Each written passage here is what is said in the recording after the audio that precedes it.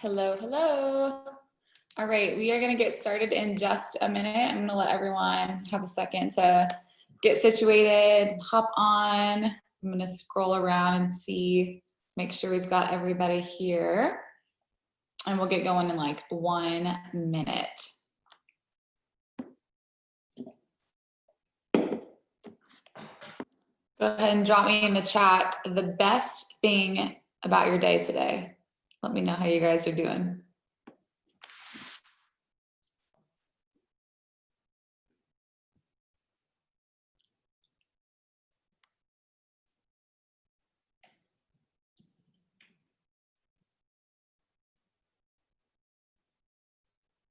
Look at all that. That's awesome.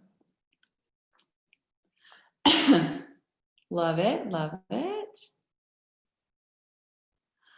All right, you guys, I'm gonna let people go ahead and keep hopping on, but we'll go ahead and get started just to respect time and our sweet guest speaker who's with us tonight. So let me share my screen here, and I just wanna do a tiny bit of recognition real quickly, and then we will move on and let Jess take it away. So just celebrating some of you guys, keep dropping them in the chat. I love seeing all these good things about your day. So today is Thursday, June 18th, and we have the absolute honor and blessing of having a guest speaker with us tonight. And so before I do that, I just want to celebrate you guys that are in Success Club. We have so many girls who have already helped people this month, and we're only, like halfway through the month, which is crazy awesome. So congratulations to all of you guys. And for all of you who are on the board, like, holy moly, you all have like 1 or 2 people left to hit your mark and to hit your goals and then some. So congratulations, and just keep working hard, keep showing up every single day. That consistency, as you know, speaks volumes. So kudos to you guys celebrating our top volume earners this week. Jenny, always leading at the front. Super, super proud of you, and congratulations to everyone else. A reminder about our next big call. We are doing a team-wide Muscle Burns Fat launch call on Monday, June 29th at 8:30. So that's next week, or the week after, I guess, at 8:30. And we're going to have some of the girls who are in the test group speak a little bit, share about their journey through this program, kind of give us some inside scoop and really talk about how to make this a successful launch, because as you guys know, doing a launch together, like as a whole entire team, is super powerful and really awesome to get behind. And we have the opportunity to really make that a big deal, especially with some of our team who's been able to be in that test group. So that's going to be really awesome. So make sure to get on that, or at least catch the recording. And then tonight, we have the absolute honor of having Jess Dukes with us tonight. I was able to speak on her call earlier this week. So this is kind of fun that we get to have her, and we're just basically swapping places. So if you guys don't know anything about Jess, she is a 5-time elite coach. She was in the top 10 this year. She's in the Legacy Club, 76 months straight in Success Club 10. Superstar diamond coach. She is just an absolute rock star, and someone who I have always followed and always just kind of, looked at and just seen as such an amazing coach. And we actually have our babies kind of around this time, our 3rd babies. So that was kind of a fun journey to get to follow virtually with her. So we are so excited to have her here tonight. So I'm going to let her share. She's just going to kind of start with her story a little bit. She has such a great way of sharing on social media. If you guys haven't seen her page, you guys can check her out after this. But she has such a great way of sharing and using her own story, her own journey, her own results through programs, her own transformations to really grow her business. And so she's going to kind of give us some insight on what that has looked like for her. And then we're going to keep the chat open. And I would love for you guys to ask her questions as you're going, because we will stop and do a little bit of a Q&A. So any questions that you guys have for her, please feel free to drop them in the comments, and then we'll just kind of go one by one, and I'll kind of facilitate some Q&A with her. So Jess, if you're ready, I will mute myself and you can go ahead and take it away, girl. Awesome. Well, thanks for having me tonight, you guys. I'm super excited to hang out with you guys. I'm sure you guys know my name is Jess Dukes, and wanted to share a little bit about my story, and I would love to answer any questions you guys have tonight. So I've been a coach for 6.5 years, which is crazy to think about. I signed up in November of 2013. So I came into Beachbody through pretty much my fitness journey. I was not looking for a business necessarily, but I started my journey back in September of 2012, and I found myself I was 24 years old and I was 215 pounds. I didn't grow up overweight or anything like that, but I had gone to college and gained a lot of weight once I got that big girl job in corporate America. I am a classic firstborn child, wanting to make my parents proud. And so I went to college. I kind of assumed I would just kind of go the corporate route. Always wanted to be a stay-at-home mom, but never really had that in the cards for myself, or I assumed so. So I graduated college with a degree in finance and economics, and I got a job at Comcast and then Expedia after I graduated school, and I was a senior financial analyst. And honestly, like, I had it all made, essentially, like on paper. I had the fancy job, I had the decent income, wasn't happy though. And I spent a lot of my time eating my feelings. And so one of the best things about my job was I had a coworker who enjoyed eating too. And we honestly enabled each other. And within about 2 years at that job, I had gained about 80 pounds. And I found myself at 215 pounds, like literally did not recognize myself. Like, I had dyed my hair black. Like, it was just like, I went through a time.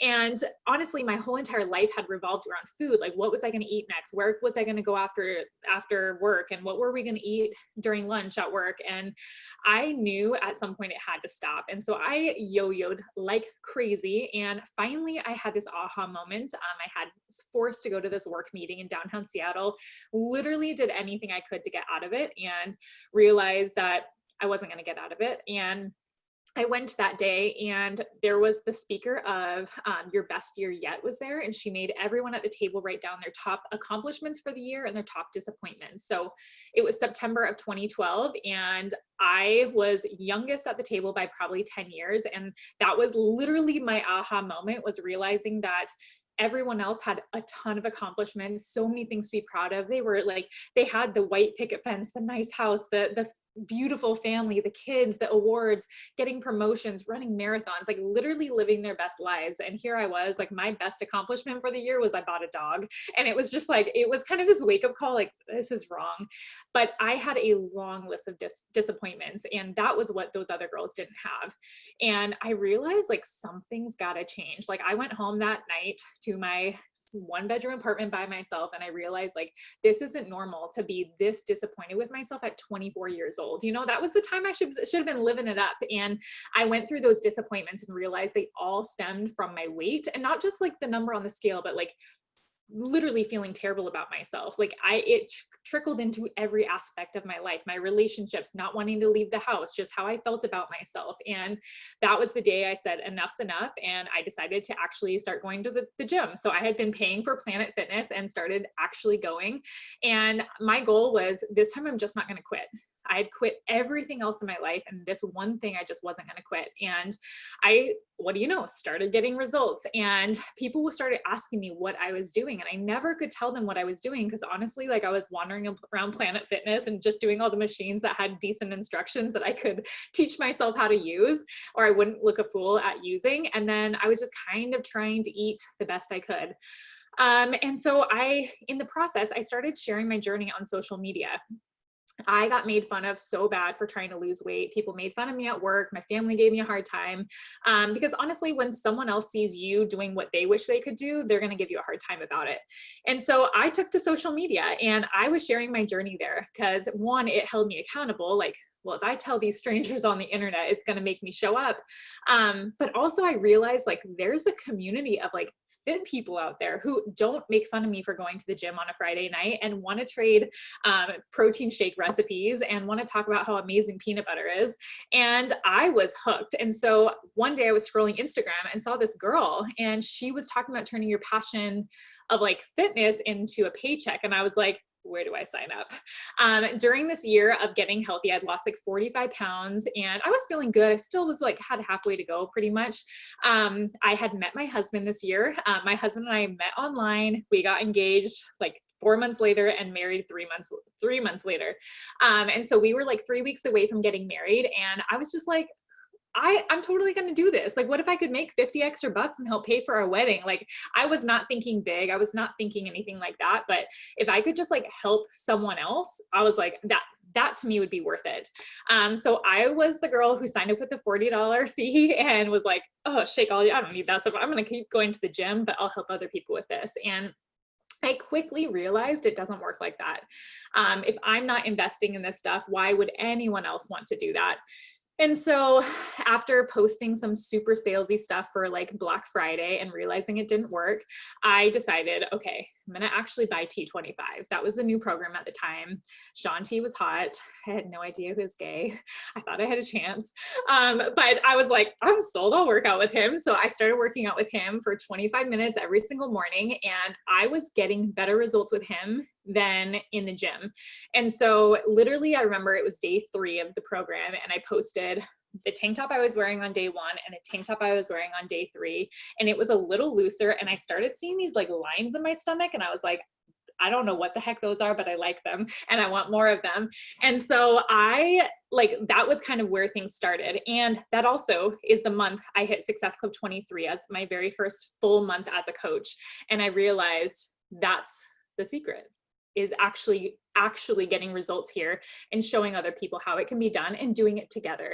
So that was the month that so Tom and I got married that month, and I had made over $1,000 in my business that month. And I realized like that there's something to this. Like, I paid my rent that month when we were paycheck to paycheck to paycheck.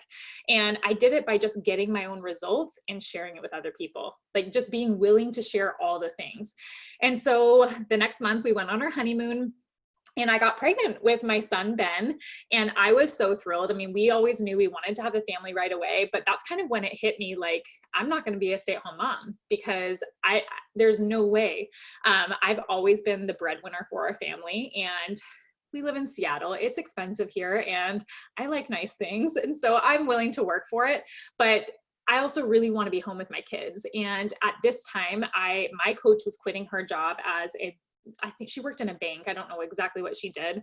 Her coach was a preschool teacher and quitting her job. And I was just like, I can do that too. I looked at them, and rather than being like, oh, poor me, I'll never be able to do that. Like, I looked at them as like my magic ball of showing me like what the future was in store for me as long as I kept working hard. So throughout my pregnancy, I was willing to do whatever it took. And to me, I feel like this is huge for the business, is to have a why that is so intense and fierce that you are willing to do whatever it takes. So when you get a no, that it's just like off the shoulder, I will find someone else who is ready to do this with me. And when that coach quits, that it doesn't break you when your first coach quits and tells you they don't want to do this. Or heck, you drop rank for the first time. You need something that is going to make you like laser in on this business and go full force. So I used to wake up at 2:50 in the morning. I would get my workout in, I would drink my shake.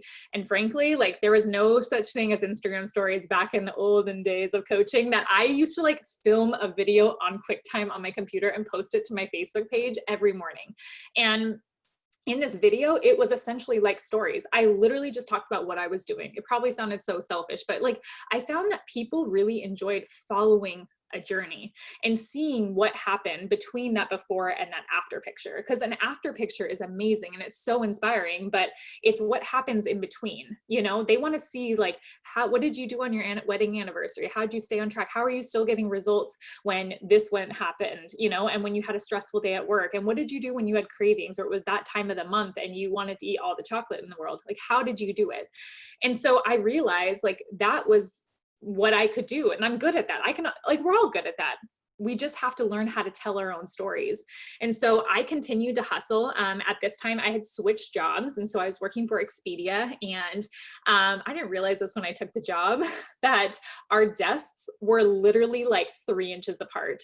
And I literally was like, I got to get out of here. My coworkers are breathing on me all day. I hated my job. I didn't love my boss. And it was a hefty commute. It was like an hour and a half to work, an hour and a half from work.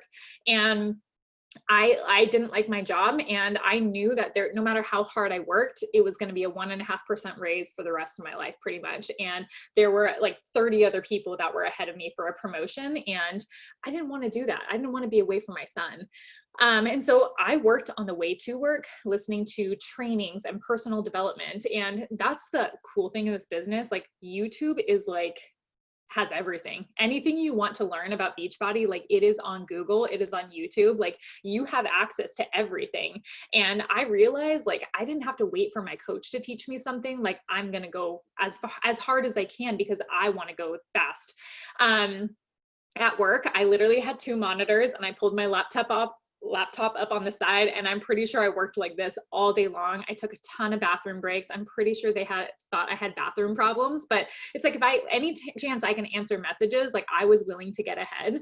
I had this hour-long lunch break that I used to just work through. So my boss thought like I was serious about this job, and it's like, screw that, I'm going out and so I found a park across the street and I used to walk for a whole hour. I was getting exercise in, but also I like played a game with myself of how many voice memos can I send in an hour? How many invites can I do? And I knew that every single invite I sent was getting me one step closer to being home with my son. I don't care if that meant 1 hour less, 1 day less in corporate America, or a month less. Like I was willing to do it. And when I got those no's, honestly, like they didn't faze me. Because I knew like, and we all know, anyone who's been in this business long enough, you know, those no's are just next month's yeses, or 4 months from now, those are your yeses. And so I just kept at it. And so I ended up having my son in October, and they took this picture while we were in the hospital. I don't know if you guys can see it, me and my little sweet boy.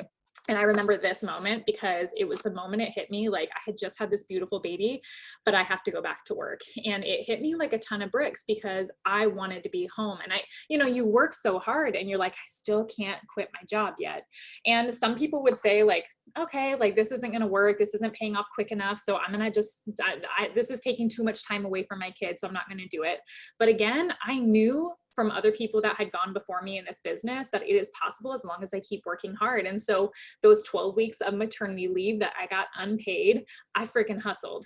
And I'll never forget calling the hospital, begging them to lower those monthly payments of the hospital bills, not even being able to afford those monthly bill, like the lowest payment plan. And I just remember saying like, never again, like I'm not going to be in this situation for the rest of my life. And I don't want to feel sorry for myself. And so I kept working, you guys. I went back to work and I got this juggling act of people to watch my kids. It was like my mother-in-law a couple days a week, my husband's cousin, I had his sister, I had my mom on Friday. Because I was like, over my dead body, was I going to spend the money that was hopefully going to be put in a savings account and pay off debt so I could get home with my son. I didn't want to pay that for daycare. And so we did that for 1.5 years while my son was growing up. And I got a text message when he walked for the first time and when he said mama for the first time and his first little smile and giggle. And it sucked. It was like a dagger through my heart. And I sat at Expedia literally listening to personal development 24 hours a day to just fuel me because I knew I was going to come home to that eventually. And there's this Steve Jobs quote that I'm going to totally butcher it, so I apologize in advance. But it talks about how, if today were the last day of my life, I would ask myself, is what I'm about to do today what I want to be doing? And if the answer is no for too long, I know I need to make a change. And I just remember hearing that, like it was probably on like Fearless Motivation on Spotify or something while I was working. And it hit me like a ton of bricks, like, hell no. I don't want to do this at all. And I remember just thinking, it's like, I will work my tail off until my answer is hell yes to that answer every single day. And so there was one day that my husband's cousin called me and she decided she could no longer watch my son on Thursdays. And I was devastated because I knew I had gone through every family member at this point to watch my son. So I had to call daycare and I cried on the phone to daycare. It was going to be like $1,200 a week for one day, which is ridiculous. And that was the day I called up my husband and I said, do you care if I quit my job? And he's like, sure. My husband is so easygoing and I am so grateful for that. And he didn't like bat an eye at it. And so I went home and I picked my son up from my mom's that day. And my mom was just like, you are crazy. You are crazy. You worked all this time in school. You have this amazing job. Like, why would you give all that up for network marketing. And I just remember saying, like, unless you're going to keep me home with my kids and you're going to pay for me to be home, like, you don't get a say in this. Like, this is not up for opinions here. This is, I'm just letting you know I'm doing this on Monday. And so my dad thought I was crazy too. And, you know, for going from a firstborn of wanting my parents' approval for everything, like, this was really hard for me to do this. Like, that was the biggest hesitation, was what are my parents going to think? So I gave my 2 weeks, and my boss's jaw literally hit the floor, because she was like, you're crazy. Those little protein shakes, you're going to quit your job for that? And it's like, yes, I am. And so I quit my job, and 2 weeks later, I had my last day, and I drove out of that parking garage that I had previously cried every single day going into. And I had my sunroof open, and Justin Timberlake, Can't Stop the Feeling, was playing. And it was like the most blue sky ever. And I drove home once and for all to my little baby. And I was 15 weeks pregnant at the time. So we had an entire summer full of just hanging out and being together before we welcomed in my second son. And the same week that I quit my job, my dad had actually retired from his job that he worked his entire life at. And I'll never forget the day he came over to my house that following week after we were both retired. And he came in and he just said, like, Jess, like, I know I gave you a hard time, but you did this at 27 and I worked my whole life. And he was just like, I am so proud of you. And that moment, it was just like everything I needed, that like I had made the right choice, even though I already knew I made the right choice. And so I've been retired from corporate America for a little over 4 years. And I now have 2 extra babies. So I have a 5-year-old, a 3-year-old, and now a 9-month-old baby. I was pregnant at the same time as Ashley. I think we were due like the same week, and you had your baby like a month before me, which made those extra weeks extra painful for me. And it's been the most amazing thing to be home with my kids. And there is nothing better than being the person dropping my son off at preschool and picking him up and being able to go to those preschool, like the pumpkin patch and the Christmas party and the Valentine's Day. And I'll never forget the Mother's Day tea, and being able to sit in the back and literally wiping the tears off my eyelashes, because I just couldn't help but cry, because I was so grateful that I was there. And I didn't have to ask a boss if I could be there. I didn't have to have a boss tell me, you can't. My son had hand, foot, mouth one time for 3 weeks while I was working full time, and she would not let me take off work for it.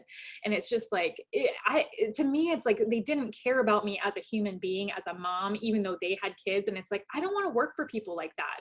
I want to work for myself, where my family reaps the benefit of it. And I want something that fills my cup up. I spent so much time literally crying in the evenings because I dreaded having to go to work. I had those Sunday night blues. I swear no one wanted to talk to me on Sundays because I was so upset I had to go back to work the next day, living for the weekends, living for the evenings. And it's like, now I live for my whole life is it. I have it all. And I don't have to ask a boss for permission, and I get to be here to experience it all. And getting to hear my son say dada, he should have said mama first, but he said dada first, but I got to be here for it. And you know, when he took his first little like crawls, it's like I was there. No one was texting me to show me what my son was doing. Like, I worked my tail off. And I just always knew, it's like, I don't want to be the mom that has to tell my kids, like, I'm sorry, I wasn't willing to work hard enough to get home, even though I had an amazing opportunity. Like, not everyone has the opportunities that we have. And we're here. I mean, I guess everyone has it, but like, you guys said yes to it, you know? And it's like, you have to allow it to change your life. You have to go all in with it, and like dream big and have something that is worth getting up in the morning for, worth like working really, really hard for. And like I said, like, I've never been good at anything in my entire life. And that is not even an understatement. But one thing is like, I will not let someone outwork me. Like, I will never let someone work harder than me. And like, we can all work hard. And the coolest thing about this business is there is room for everyone at the top. Like, it's not like the top is like this, like it is like flat. We can all get up there and we can all hang out together and live these incredible lives of freedom, of whatever that means for us.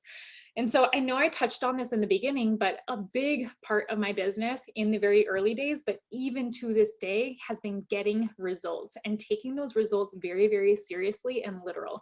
And I know not everyone wants to be super strict on a meal plan or whatever, but I knew like I had weight to lose. And after 3 babies, I had weight to lose after all 3 of those babies. And I know something that I can do really well, and we all can do really well, is get results. We have these incredible meal plans. We have these incredible workouts. And I learned very early on that the health of my business depended on how well I was, not just how well I was doing on my journey, but how good I was feeling. And when we feel good, like I always say, it feels good to feel good. But when we feel good, like people want some of that, like I, at 215 pounds, used to scroll Facebook and Pinterest and all of these things and like see these girls who just like, you could tell just on their smiles how good they felt. And it's like, whatever they're having, I'll have too. And it's like, that's what I want. I want someone to come to my page and I want to give them hope that they can do it too. And that whatever I'm having, they can have some too, and they can do it with me in my boot camps. So one thing I've always tried to do is keep my social media as almost my fitness diary of what am I doing? And I know we are always told like, your page should be, 20% Beachbody, 80% your life. But a big part of my life is Beachbody. And I feel like there's a way you can do it without it being literal just Beachbody, but it be your journey and what you're doing, and not just your journey like Beachbody, but your journey. What are you doing? So I make it a big effort to share my meals. And I do this because this is what I like to follow. So I would also ask yourself, like, what do you guys like to follow for people on social media? I love seeing people's food. I love seeing what people are doing. I love when they give me the details of what they're doing. I even like found Megan Davies, the trainer for MBF, like I don't know if you guys saw it, like weighed in and showed all these days of weighing in on her social media and how it fluctuated. I loved seeing that. And it's like, okay, like I could do that. I could easily do that, but I loved it because it was real and it showed like she's normal too. So I try to share, so I'm doing 2B mindset and 10 rounds. So it's like, I try to share like snippets of my workout, but also like my meal plan. You have no idea how many times I sell a challenge pack just because I share that 2B mindset tracker and people are like, I looked for that on Amazon. What is that? And it's like, it's not an Amazon, girl. Let me show you. And when they know that that's part of our boot camp, and heck, those are going to be part of MBF. Like you get that with MBF. Like what a cool thing. So being able to take people through my journey, and also like when I'm plateauing, to not just, it's easy to plateau or to change up your meal plan and do it in silence, but I make it an effort to actually really share, like, what am I doing to change my plateau? Okay, I'm adding healthy fats in here. Okay, I'm upping my protein here. And this is my result of it. And really sharing those behind the scenes helps people also have those successes in their own journey too. And honestly, find it helps my challengers too, to be able to see me not just doing this in the boot camp, but all around in general. But for me, that's been the biggest thing that has really helped my business, is getting results and really using my social media as a fitness journey, like a fitness diary, and taking people through it. But also being like, I feel like if you do that, you also have to pair it, just like I said, with that 80-20%, like you have to pair it with real life stuff. And I was on a call one time with Raina Odell a long time ago, and she said, like, not a long time ago, a few weeks ago actually. And she talked about how like someone asked her, like, what's the one thing you've done really well in your business? And she said, being vulnerable, like being willing to share this stuff. And I really feel like that's what really cultivates trust with our followers and makes you someone that people want to follow, is when you are raw and you're real and you share the stuff, and not being afraid to share this stuff, because that's how someone's going to trust you. And when they've got 400,000 coaches to choose from, they're going to say, I want her as my coach, because they can relate to you, because you've shared stuff that they say, oh my gosh, she's just like me. That's what I want. So that's a little bit of a lot about my story and kind of where I came from. I would love to answer any questions you guys have. It looks like there might be some in chat. I've been compiling a few. First of all, thank you so much. Love hearing like more in depth on your story. You only get so much from social media. So I just think you are such a beautiful example of consistency and being willing to work hard. I think that hit home for a lot of the girls on our call tonight, because we have so many that are still working full time who are struggling to push through that, like, oh, wishing that it was happening sooner, but just kind of remembering that it might not happen in 6 months or a year. You might have to put more time in. So that's just, thank you for sharing that. That's awesome. Okay, so a couple of questions I've seen. Obviously, the obvious social media one, your best advice for how you're growing your social media. Obviously, transformations and sharing a lot of that. But as far as like any behind the scenes stuff and growing your following and engagement and stuff, is there anything specific that you feel like is working for you? So I participate in giveaways. So that is one thing I do. But a lot of my followers like is organic off of my or off of my posts. Like for example, my post that I did a couple of days ago is a transformation from the side. I got like 7,000 followers from that because it went on the explore feed. So having good content that people want to share, want to save, want to engage with.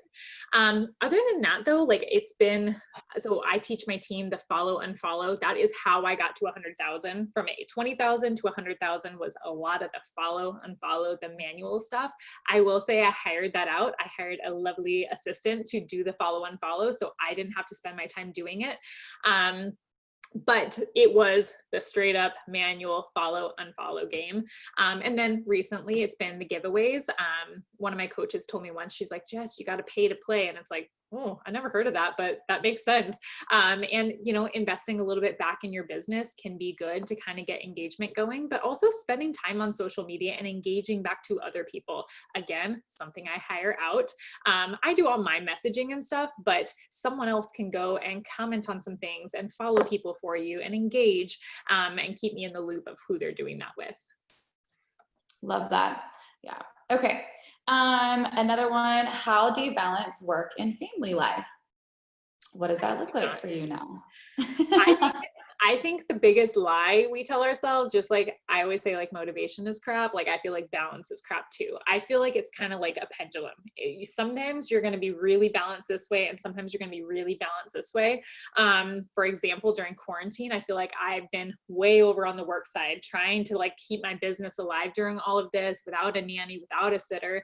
And, you know, I had my son come to me the other day and said, Mommy, I really want more time with you. And so I'm like, okay, time to swing this way. And it's like, okay, rearrange my schedule. I'm going to spend nap times with him instead. And it's sometimes it's like, it's not always a perfect balance, but it also like throughout the week, I feel it evens out. I try to unplug as much as I can in the evenings with my family. Once, you know, my husband works full time because he loves his job, I guess.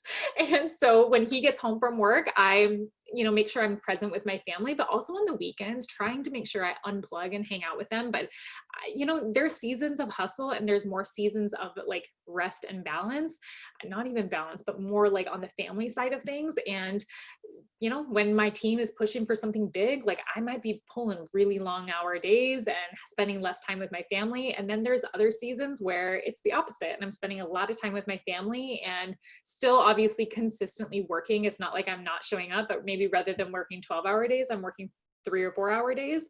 But I feel like it all kind of balances out eventually. Yes, I absolutely love that and 100% agree with the balance. More like a pendulum of, you know, I think if you spend enough time, it goes both ways. It goes into each bucket. It balances out over time, right? It does. It really does. Okay. Another question I saw earlier when you were sharing more about your transformations is what programs have you liked the most or have been, you know, the best, offered the best transformation for you?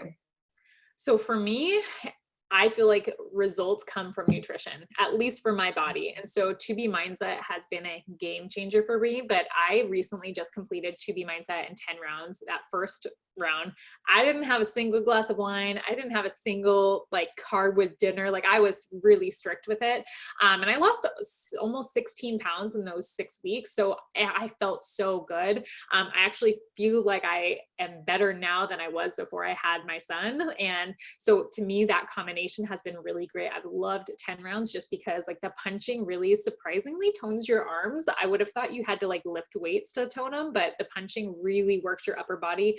But I'm loving how much it also works your core, all the twisting. After that, I would say my next favorite program and best results were from Lift 4. And then also Hammer and Chisel is like a classic that I've gotten really good results with as well. Love that. I don't hear many people say hammer and chisel, so that's awesome. The oldie That was back when I was like a newer coach. Yeah. that was a while ago. Okay, let's see. What's another one? Your best tip for new coaches? Like, what is one of your like go-to tips for helping new coaches get started?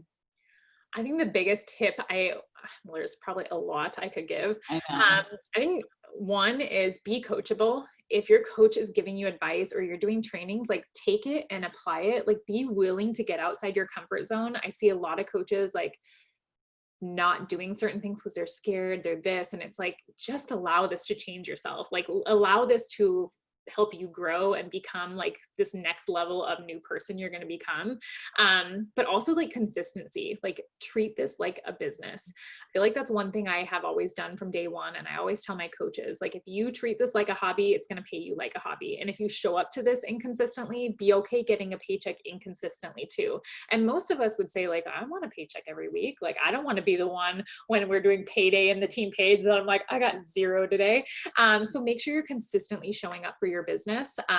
So I always use kind of the analogy with my coaches of, if you wouldn't take the day off a full-time job, don't take the day off your business. Meaning I see coaches, especially coming into summertime, being like, it's so nice out, I'm taking the day off. And it's like, would you call in to work sick because the sun's out? No, like you still show up for your business.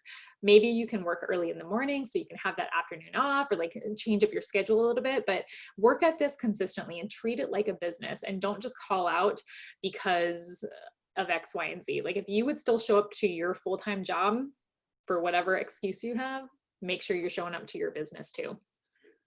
Absolutely. Absolutely. Okay, someone has a question. A lot of the girls are very inspired with how on track or how passionate you are about nutrition, which is often not what you hear about as much. Usually you hear more about the workout side. So we have a lot of pregnant women on our team. So what was your approach while pregnant with your nutrition? Pizza.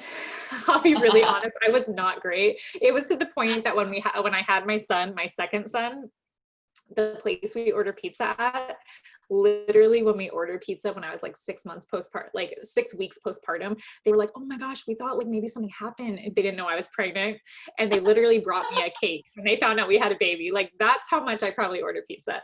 So I will say like I did the best I could. So I talk about this a lot right now. If anyone has read Alana's book, you can drop it. She talks about this, like, do you need this eating opportunity? And I've kind of always felt like that, like not treating yourself all the time. I was really good when I was pregnant with Ben and would eat on plan as much as I could during the week. And I would have like one night a week where it's like, I would allow myself my treat. I wasn't as great with Brady and Mason. But to me, pregnancy is like a crazy special time in life. I say somewhat enjoy it, but also think twice. And like, how can you set an example as a coach, especially when you're in those really building phases of your business? How can you lead by example for your followers and show them what is possible? But also really getting creative with your meal plan and like, how can you make healthier versions of the foods you're craving? I know one big thing in my challenge groups right now are spaghetti squash pizzas. Like my whole entire boot camp is eating those right now. And it's like, what a cool way for you to be able to share how you can eat healthy and still give into some of those cravings without them being as bad. But I would be totally a hypocrite if I was like, oh yeah, I was on plan the whole time. I was not. Totally feel that. Pizza and ice cream are always my cravings when pregnant. Oh yeah. Something about it. Okay, this is a good one because while we're heading into summertime with vacations and things, so how do you approach that? I know it's going to be different for everybody, but on vacation, do you schedule ahead a lot of things? I'm assuming that you still work some, or do you unplug it all? Does it look different? Coaches that don't have assistants to be able to obviously give things out to like you and I might, what is that? What are some of your tips, I guess, for going on vacation and still feeling like you get to unplug, but still stay on top of things? So I probably have a little bit of a different mindset on this because I got a big hater one day and it was Easter and I must have sent her an invite, and years later she messaged me and she was like, I didn't join your team because you messaged me on Easter. And I thought that if I join your team, I'm gonna have to work on holidays and I don't want to join a team like that. And it was like, oh, like, and I kind of realized like, what does that show? Like, okay, I can't go on vacation and unplug. So I'll be really honest, when I go on vacation, I unplug. I even tell my assistant sometimes to unplug a little bit. Like, I don't want to be sending 100 invites for my Instagram on on the days I'm on vacation and look like, okay, you're on vacation and you can't even relax with your family. Obviously I think it's different if you're going on like some 2-week vacation and you know, you're struggling to hit Success Club 6, maybe get up earlier in the morning. I will say I still do work on vacation. Like I've never probably fully unplugged before, but you know, for example, like, you know, my husband and I went to Hawaii a couple years ago for a friend's wedding. And, you know, I got up early in the morning and I even talked to my Instagram, like, I'm going to just do a little bit because I love this. And then I'm going to unplug for the afternoon. And so I showed how I'm just going to do this. I can take my work anywhere, spun it as a positive thing, but it's definitely, I probably tone it down big time from where I normally do business, just because I want to show people that you can unplug and you can still enjoy life and you don't have to go on vacation and work like a mad woman. But I feel like that comment I got early a few years ago made me think twice about sending out emails on Mother's Day and Christmas and things like that, going like, "Ooh, yeah, that doesn't look good." Even if it's not coming from me, like what that looks like on the outside. So I don't know if that helps at all, but if I was going to work, I'd do it in the morning and then show still that you can unplug and enjoy your day. Absolutely. I love that. It's very close to what I do as well. When did you get an assistant? That's a question that's going on here. That is a good question. So I should have got it a lot sooner. So I am a big saver with my money. Like I did not grow up well off. Like we were not well off growing up. And so I've always been a saver. When I get money, I want to save it. So the thought of getting an assistant and paying someone else to do something that I could do, for me, I was so against it for the longest time. And I remember I was in corporate America about to quit my job. So 2.5 years into my business, I was a 2-time elite coach at this point. And my upline's husband, so Rob Pearson, if you guys know him, literally was just like, "You're dumb." You can pay someone to do this and think you can have time back in your life. Like, what could you delegate? And so he actually gave me, I think it's Chalene Johnson's like delegate or die list. And I started writing out everything I could give to someone else. And that's kind of when I started delegating some things. And so I ended up getting an assistant to do some of these things that I hated doing, that's kind of sucked the joy out of coaching for me, but also that anyone can do. And so I was 2.5 years in the business. I wish I would have done it a lot sooner though. And when you think about delegating, you guys, it's even getting a house cleaner. How much time do you spend cleaning your house? Even having your husband help out with some things. My husband is a huge with helping me with things around the house. So it frees up time for my business. But think of the invites. For me, I hate inviting. I would love to just do it publicly on social media, but if it's behind the scenes, I don't enjoy it. So I can hire someone else out to do that. Right now, I have an assistant that does all my emails. I have not touched an email in probably 6 to 9 months. She does everything. And if she doesn't know how to respond to one, she literally sends me a message and says, "How do I respond, Jess?" I've obviously done all the snippets. It's all my language, but I have a system. And so I don't have to touch any of that. So literally what I get to do during the day is just social media and helping my coaches. That's all I do. And it also allows me to have time. So this afternoon when it was sunny and my son was like, "Hey mom, I really missed you. I want to spend some time with you," that I can unplug. I don't have to work those crazy long days unless my team's pushing for something big or I have a full day of one-on-ones.